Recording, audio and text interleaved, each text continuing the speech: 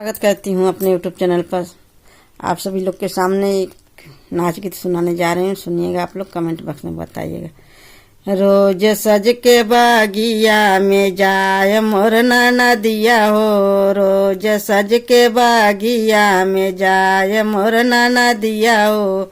मलिया तोड़े फूलवा तोड़ावे मोर नदिया हो, मलिया तोड़े फूलवा तोड़ावे मोर नदिया हो। डर लागे मलिया संग न जाय मोर नदिया हो, डर लागे मलिया संग न जाय मोर नदिया हो। भले फूलवा तोड़ू तोड़ावाऊ मोर नदिया हो, भले फूलवा तोड़ू तोड़ावाऊ मोर नदिया हो। ससुर का पगड़िया जिनी डुबाऊ मोर नदिया हो, ससुर का पगड़िया जिनी डुबाऊ मोर नदिया हो। रोज सज के बागिया में जाली मोर नदिया हो, रोज सज के कुआना पे जाए मोर नदिया हो।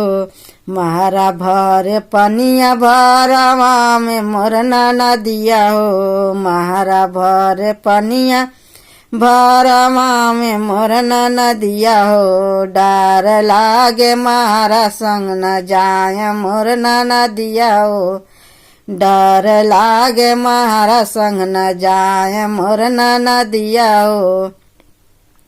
भले भर पनिया भरवाऊ मोर नदिया हो, भले भर पनिया भर वाऊ मोर नदिया हो। जेठवा का पगड़िया जिनी डुबाऊ मोर नदिया हो, जेठवा का पगड़िया जिनी डुबाऊ मोर नदिया हो। रोज सज के बागिया में जाय मोर नदिया हो, रोज सज के बागिया में जाय मोर नदिया हो। बराया जोड़े बीड़ावा जोड़ावे मोर नदिया हो, बड़ा बराया बे जोड़े बीड़ावा जोड़ावे मोर नदिया हो। डर लागे बराया संग न जाय मोर नदिया हो, डर लागे बराया संग न जाय मोर नदिया हो। भले बेचू पनवा बेचवाऊ मोर नदिया हो, भले बेच पनवा बेचवाऊ मोर नदिया हो। देवरा का पगड़िया जिनी डुबाऊ मोर नदिया हो। डर लागे बराया संग न जाए मोर नदिया हो, डर लागे बराया संग न जाए मोर नदिया हो।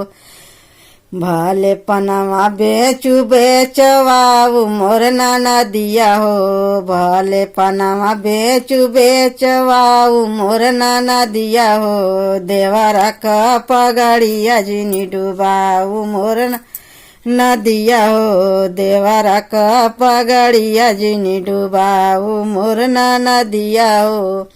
रोज सज के बागिया में जाए मोर नदिया हो, रोज सज के बागिया में जाए मोर नदिया हो।